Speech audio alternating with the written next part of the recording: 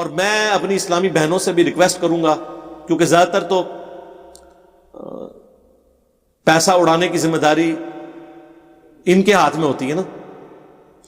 وہ اگلے دن ایک پوسٹ بھی لگی ہوئی تھی، وہ اسلام میں تو آیا نا بخاری مسلم میں کہ اوپر والا ہاتھ نیچے والے ہاتھ سے بہتر ہے. اوپر والے ہاتھ یعنی حضور نے مثال کے طور پہ، یعنی خرچ کرنے والا نیچلے والا مانگنے والا ہوتا ہے.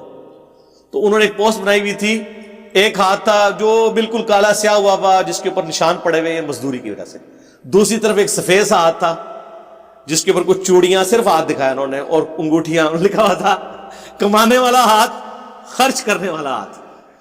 تو یہ جو خرچ کرنے والا ہاتھ ہے نا، یہ خرچ کرنے والے ہاتھ سے ہم ریکویسٹ کریں گے کہ آپ لوگ ہزاروں کے کپڑے اور جوتیاں خریدتی ہیں اور پھر بڑا فخر سے آ کے اپنے خامدوں کو بتاتی ہیں کہ سیل لگی سی، میں 2 لے آئی ہیں. وہ سیل اس طرح لگی ہوتی ہے، آپ کچھ دکانوں میں دیکھیں پورے سال سیل لگی ہوتی ہے. 1000 روپے کی چیز کو 2000 روپے کا لکھ کے 1200 روپے کی وہ سیل میں دے رہے ہوتے ہیں. قیمت خود پہلے ڈبل کی ہوئی ہوتی ہے، اس میں تھوڑا ڈسکاؤنٹ کر کے، جس طرح بعض اوقات ہماری حکومتیں پیٹرول 20 روپے چڑھا کے اس میں 5 روپے کم کر کے کہتی ہیں پیٹرول کم کر دیا. تو اس طریقے سے وہ قیمتیں ڈبل کر کے اس میں ڈسکاؤنٹ کر کے وہ سمجھتے ہیں ہم ڈسکاؤنٹ دے رہے ہیں، ڈسکاؤنٹ تو نہیں دے رہے ہوتے. اور عورتیں بھی اتنی بیوقوف ہوتی ہیں، 1 نہیں 2 لے آتی ہیں، اور ان میں اکثر ایسی چیزیں ہیں کہ جو استعمال کے قابل نہیں ہوتی.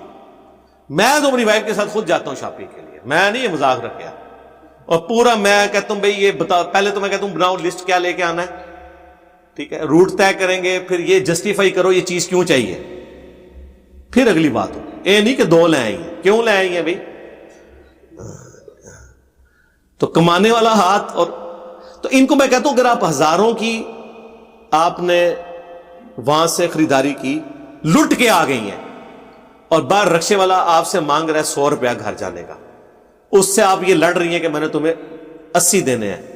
خدا کے لیے بیٹھ کے اکیلے میں سوچو، یہ 20 روپے تم نے بچا کے کیا کیا ہے؟ اندر تو سینکڑوں روپے فالتو دے آئی ہو.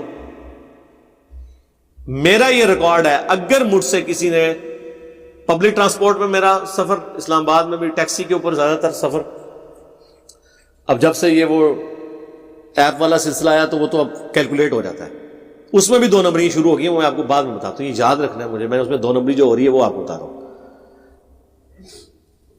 ٹیکسی والے نے آفس سے مانگا نا 150 روپیہ سپوز، اور کرایہ واقعی 150 ہے. میں نے کبھی اسے 140 بھی نہیں کہا، کیونکہ وہ اپنی طرف سے زیادہ ہی مانگ رہا ہوتا ہے، اسے پتا ہوتا ہے 20-25 تو گھٹانے ہی گھٹانے، جو عام ٹیکسی. کئی بار ایسے ہوا ہے ٹیکسی میں جب بیٹھنے ہونے کا نہیں پائی تو ہم نہیں لے کے جانا، اٹھ جاؤ. وہ ڈر گیا کہ یار میں نے اس کو جتنے پیسے کیے اسی پہ ایگری کر گیا تھی، کوئی اور چکر ہے. ہاں، حالانکہ میں جنرلی اس لیے بیٹھتا ہوں کہ یار اس نے مناسب کرایہ مانگا ہے، میں اس کو کام نہیں کرواؤں گا. مجھے پتا ہے کہ یہ اتنے کلومیٹر ہے، اتنا اس کا پیٹرول لگنا ہے، اور میں پچھلے اتنے سالوں سے اس روٹ پہ آ رہا ہوں. ہر بندے کو پتا ہوتا ہے نا اس روٹ پہ پہلے 40 روپے تھا، 50 روپے کرایہ ہو گیا، اب 60 روپے ہو گیا ہے. تو اب ایک بندے نے ایمانداری سے مجھ سے جائز پیسے مانگے ہیں تو میں کیوں اس سے کام کرواؤں؟ تو کئی بار تو انہوں نے مجھے اتار دیا ہے. پھر میں نے کہا یار بھائی میں نے کام اس لیے نہیں کروایا کہ میں اتنا ہی دے کے جاتا ہوں، تم نے مانگے ہی مناسب ہے. اگر تم مجھ سے 200 مانگتے تو میں تمہیں 150 کہتا، اب تم نے مانگی 150 ہے تو میں تمہیں 140 نہیں کہوں گا، کیونکہ مجھے پتا ہے یار مجھے کیا فرق پڑ رہا ہے اس سے. یہ تھوڑے سے پیسے بچا کے میں نے کیا کرنا ہے؟ ایک غریب بندے کی حوصلہ افزائی ہونی چاہیے نا. ہم تو پوری کوشش کرتے ہیں کہ ایک رزق کا سلسلہ لوگوں کا چلا ہوا ہے تو وہ اس میں آپ ان پٹ رکھیں. اب آج وہ جو ٹیکسی والا میں کہہ رہا تھا 2 نمبری جو شروع اسلام آباد میں، اب یہ ہوئی ہے کتنے مدرسوں والوں نے نا، مدرسوں والوں کے پاس پہلا پیسہ تھوڑا ہے، آپ کو پتا اتنا پیسہ ہے، انہوں نے اپنی ٹیکسیاں جو ہے نا وہ روڈ پہ چڑھائی ہوئی ہیں، ڈرائیور ہائر کر کے نا، داڑیوں والے بٹھائے ہوئے ہیں، خوبصورت سی وہ داڑھی کر کے اور وہ سخت والی ٹوپی پہن کے بیٹھے ہوئے ہوں گے. پنڈی اسلام آباد میں زیادہ تر مدرسے وہ سخت ٹوپیوں والوں کے ہیں، یعنی دیوبندیوں کے. جب آپ اترنے لگیں گے نا تو آپ کا وہ موبائل پہ بل آئے گا 437 روپے، ٹھیک ہے جی. تو ٹھیک ہے آپ وہ 400 بھی دے سکتے ہیں، 500 بھی دے سکتے ہیں، وہ اگلی وقت کے لیے جمع ہو جاتے ہیں وہاں پہ. وہ آپ کو نا پھر وہ کہے گا جناب یہ ٹیکسی جو ہے نا یہ فی سبیل اللہ چل رہی ہے، یہ فلاں مدرسے کی ہے، تو اس ٹیکسی کی انکم سے ہم فلاں مدرسے کو رن کرتے ہیں. ہو سکتا ہے کرتے بھی ہوں، ہو سکتا ہے نہ بھی کرتے ہوں. اور رن کرنے میں بھی جو کچھ ہو رہا ہوتا ہے، وہ مدرسہ بھی رن ہو رہا ہوتا ہے، اور ان کی رنیں جو ہے نا، یعنی ان کی بیویاں، ان کی خواہشات بھی پوری ہو رہی ہوتی ہیں اس کے ذریعے. زیادہ شاپنگ تو وہ کرتی ہیں ان پیسوں کی. رن دو ہی ہوتے ہیں، پنجابی والا بھی تھے، انگریزی والا بھی. تو وہ پھر اب جس بندے نے 500 کا نوٹ دیا ہے نا، اب وہ جو 37 روپے کے اوپر بنے ہیں نا 63 روپے، وہ پھر کہتا ہے چلو جی مدرسے میری طرف پا لیں. اور اگر آپ نہ دیں تو مانگ کے بھی لے لیتے ہیں. 2-3 دفعہ تو میرے ساتھ بھی ایسے ہو چکا ہے. میں تو چونکہ مدرسے والوں کو ضرور دیتا ہوں، ظاہر ہے میں نے ان کے بندے مارے ہوئے ہیں یار علمی طور پہ. میں علماء کا سب سے زیادہ احترام کرتا ہوں، اور اپنے اسٹوڈنٹ سے بھی کہتا ہوں کہ علماء کے سامنے، اور یہ جو بزرگ بابے دوسرے فرقوں کے ہیں، ان کے سامنے اس طرح بیٹھا کریں جیسے ایک قاتل مقتول کے ورثاء کے سامنے بیٹھتا ہے.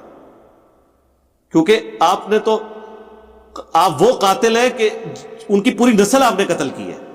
ایک بریلوی سے پوچھیں، لوگ تو کہتے ہیں نا ایک بوڑھے باپ کے کندھوں پر جوان بیٹے کا جنازہ سب سے وزنی چیز ہے. میں کہتا ہوں نہیں، اس سے بڑی وزنی چیز یہ ہے کہ ایک بوڑھا باپ جو ایک فرقے میں زندگی گزارے اور اس کی اولاد اس کے بابوں کو غلط کہے اور قرآن و سنت پہ آ جائے، اس کا وزن اس کے جنازہ اٹھانے سے بڑا ہے.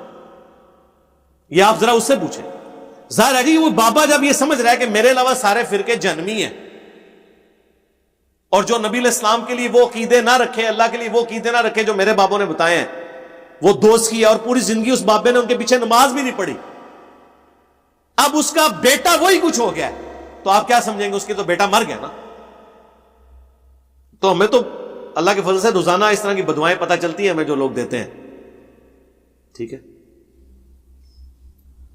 تو اب آپ نے چونکہ ان کے بندے مارے ہوئے ہیں علمی طور پہ، حالانکہ اس کے بعد آپ نے ان سے کوئی چندہ نہیں اٹھایا، لیکن پھر بھی معصوم بن کے رہے. کولڈ وار ان کے ساتھ.